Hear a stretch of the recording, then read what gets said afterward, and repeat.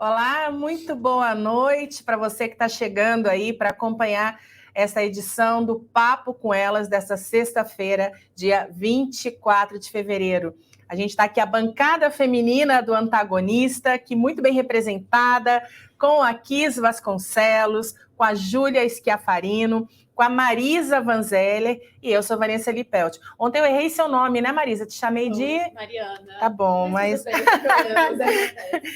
Hoje a gente vai receber aqui como nossa convidada a senadora Soraya Tronic. Nós vamos fazer um giro pelas principais notícias da semana e eu já quero convidar você aí que está já nos acompanhando para dar aquela curtida, para que o YouTube entenda como nosso conteúdo como relevante. Então a gente precisa aí só desse seu likezinho para a gente já começar com o pé direito mais essa edição do Papo com Elas. E aí, meninas, tudo bom? Muitas notícias ao longo da semana. O que a gente tem aí de bom, Marisa? Então, hoje a gente vai receber a senadora Soraya, vamos falar um pouco sobre o pleito dela, né, pela CPI dos atos antidemocráticos. Se quiser já chamar a senadora para a gente começar. Vamos já começar com a senadora, né? Vamos já chamar ela aí na tela.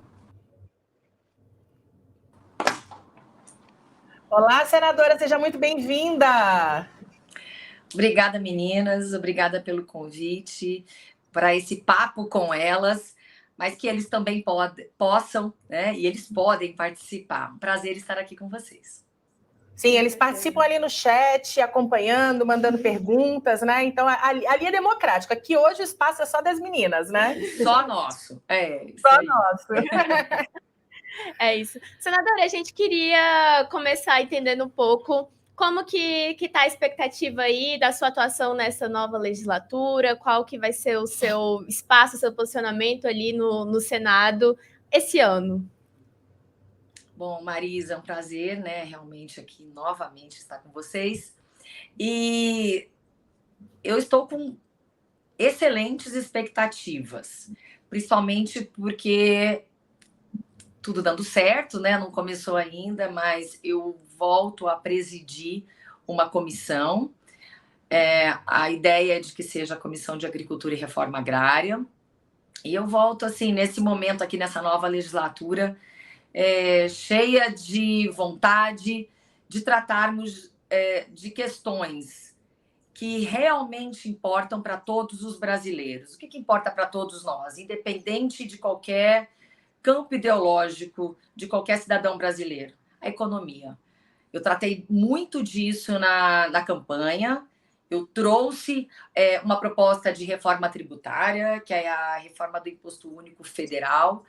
Eu vou entrar com uma proposta de emenda constitucional em relação a isso. Enfim, tem muitos projetos em andamento e se concretizando. Isso me deixa muito feliz e cheia de energia para a gente começar este ano, que agora, gente, feliz ano novo, né? Para todo mundo, porque o ano começa agora. Eu já estou em Brasília, já estou de volta, animadíssima, mas parece que o Congresso ainda não voltou, não. Eu estou aqui. Mas, enfim, aguardando para que a gente entre com força total neste ano. Senadora, agora que a senhora falou, né, que sobre as comissões, agora que, né, passou o carnaval, semana que vem, você espera que tenha um andamento com relação a isso? Vão ser definidas as presidências das comissões? Como que vai ser a próxima semana ali? Eu espero que ela seja bastante movimentada e que traga resultados. Mas, infelizmente, até este momento, eu não fui convocada para nada. E nenhum senador foi. Então, eu voltei para Brasília na esperança de que teríamos sessões deliberativas, de que teríamos essas decisões. Até o momento, não há confirmação de absolutamente nenhuma agenda assim, conjunta dos senadores. Mas eu aguardo e estou otimista, como sempre, para que a gente volte a trabalhar, porque o Brasil tem pressa, gente. O Brasil tem pressa. Agora já é certo, então, que a senhora vai presidir a Comissão de Reforma Agrária? Agricultura, agricultura e reforma agrária. Ao que tudo indica, sim. É um espaço do União Brasil e esse espaço foi reservado para mim. Nós fizemos toda uma deliberação interna e, por conta da proporcionalidade, União Brasil fica com 2 comissões. Se eu não estou errada, o Senado mudou. o senador Davi Alcolumbre permanece na presidência da CCJ e eu vou para a presidência da Comissão de Agricultura e Reforma Agrária. Eu volto, na verdade, porque nos 2 primeiros anos de mandato da última legislatura, eu presidi essa comissão tão importante. Eu me sinto mais madura, me sinto num momento bastante diferente do que eu comecei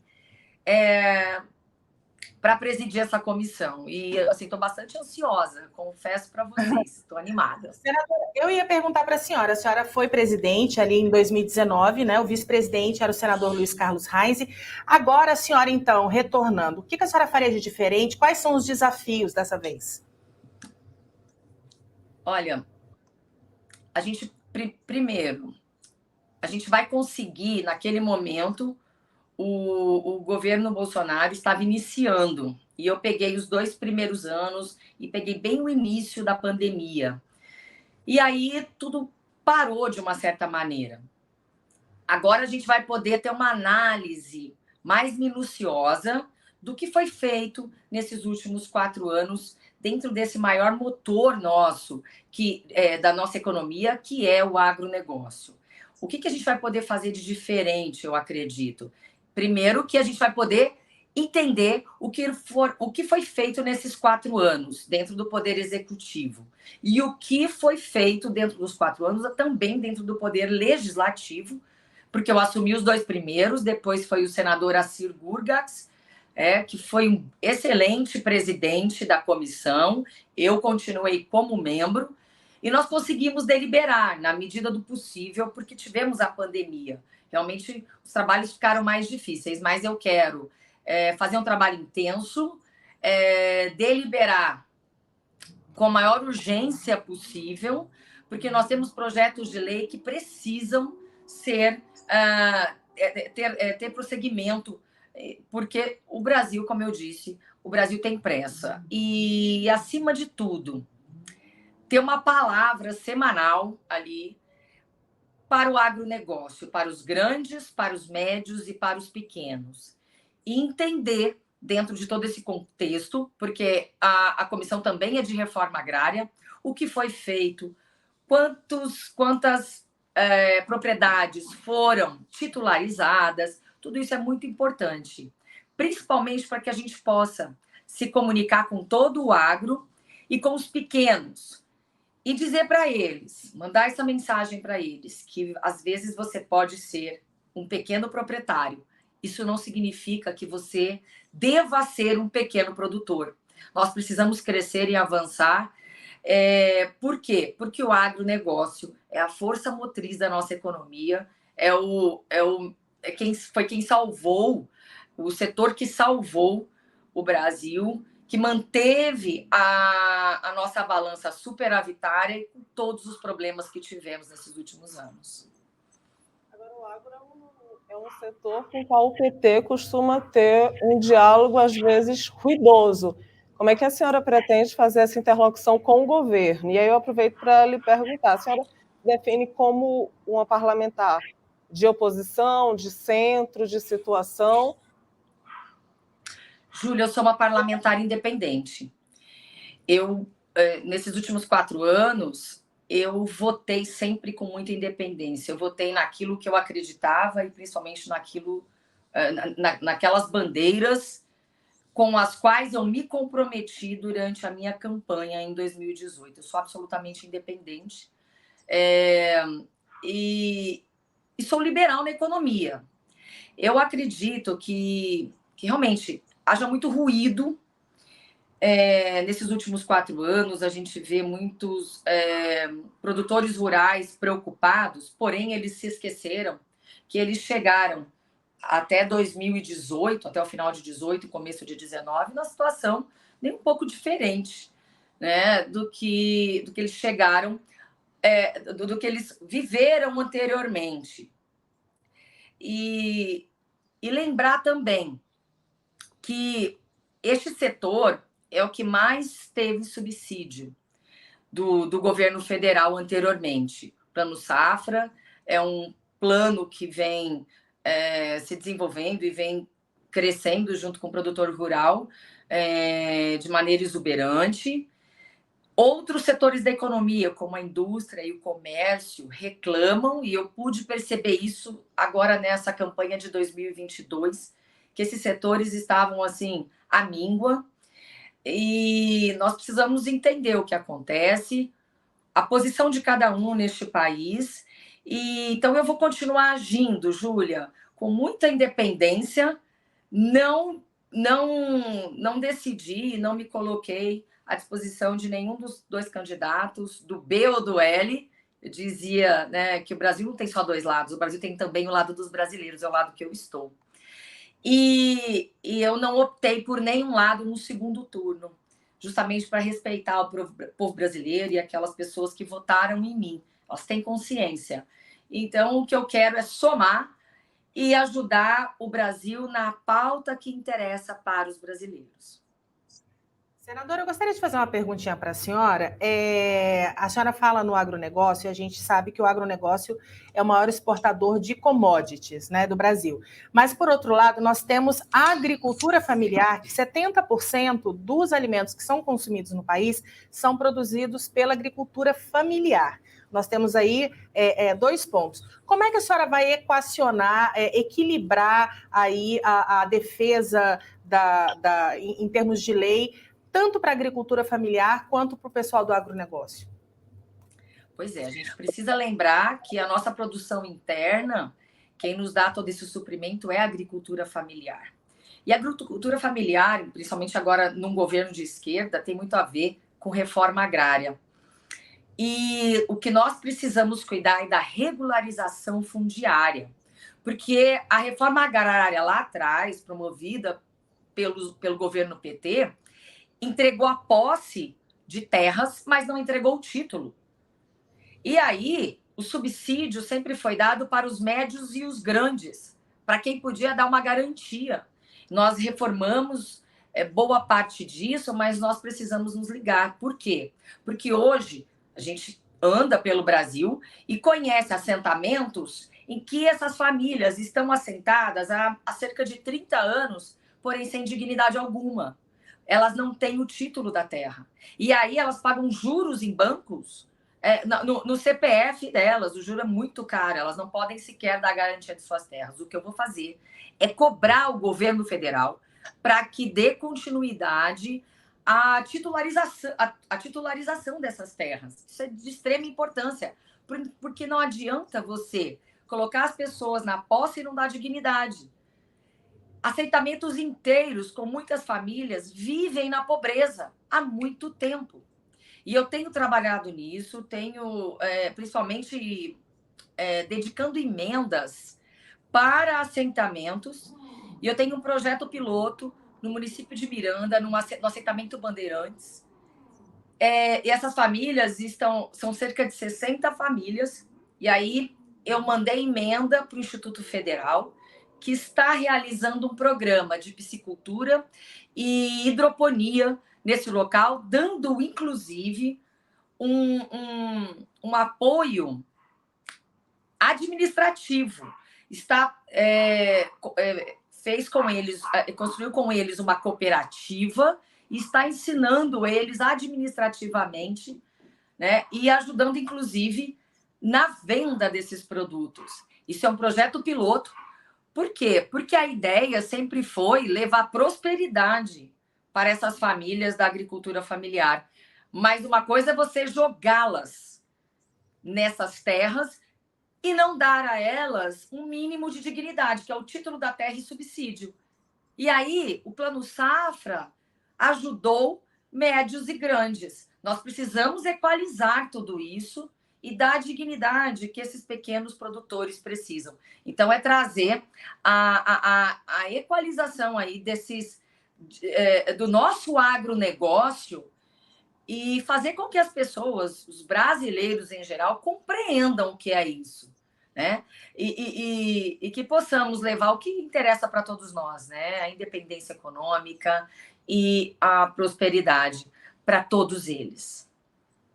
Senadora, eu queria aproveitar só para, sem querer me estender muito na questão da agricultura, mas assim, já que a senhora vai ou deve presidir a Comissão da Agricultura, como é que está a questão do PL dos agrotóxicos? pergunto isso porque esse tema era um tema muito debatido em relação durante o governo Bolsonaro, principalmente no ano passado, e era um dos pontos vistos como um dos pontos que costumava ser levantado justamente pela oposição. Como que a senhora pretende conduzir essa discussão no Senado? O projeto ainda está em tramitação, não é isso? Sim, está em tramitação, nós não conseguimos avançar, e o que importa, Júlia, nesse momento, é tirar a questão ideológica desses temas principais. Porque a gente fica num debate político, ideológico, e não parte para a ciência e para o pragmatismo disso tudo. Muitos defensivos agrícolas, que muitas pessoas chamam de agrotóxicos, na verdade não são agrotóxicos, são a evolução desse medicamento. É igual a gente poder produzir genéricos no país. Então, há genéricos de defensivos agrícolas que estão sendo produzidos com maior tecnologia, com preço mais baixo. Então, naquele momento de muita polarização, eu percebi que a oposição vinha muito forte, justamente por conta dessa guerra política ou ideológica, seja lá o que for. E agora nós temos o Fávaro como ministro do MAPA, e ele tem uma posição bastante equilibrada, e eu acredito que com ele ali a gente consiga ter um diálogo melhor. Porque eu sou muito crítica do governo Bolsonaro, fiz muitas e muitas críticas, mas nesse aspecto eu não posso trazer essa questão ideológica para dentro da discussão, justamente porque isso seria um malefício para o nosso agronegócio, para a nossa produção. Nós temos também que coibir a vinda de defensivos do Paraguai, da Bolívia, porque eles entram como descaminho, eles entram em diversas modalidades, mas entram de forma ilegal no nosso país. Isso é um problema muito pior. O que eu quero trazer é a lume e conversar com a população brasileira nesse sentido. Trazer os números que realmente implicam e que realmente trazem um problema. Aí sim, quando esse defensivo, esse agrotóxico entra de forma ilegal no país, ele é comercializado em larga escala no submundo desse comércio, né? E aí esses produtos não são de confiança e eles sim trazem problemas para a nossa saúde.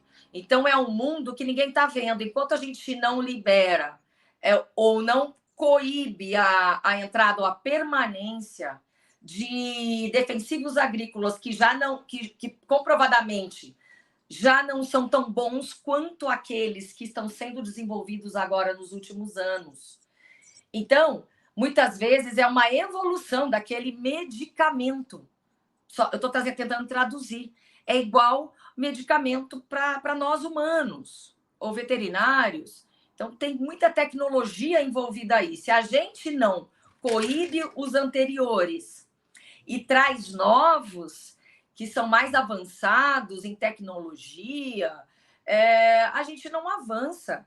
E a gente precisa produzir com segurança, com responsabilidade, mas a gente precisa avançar. Igual a gente tem um país como a Holanda, que produz e que exporta mais do que nós, brasileiros.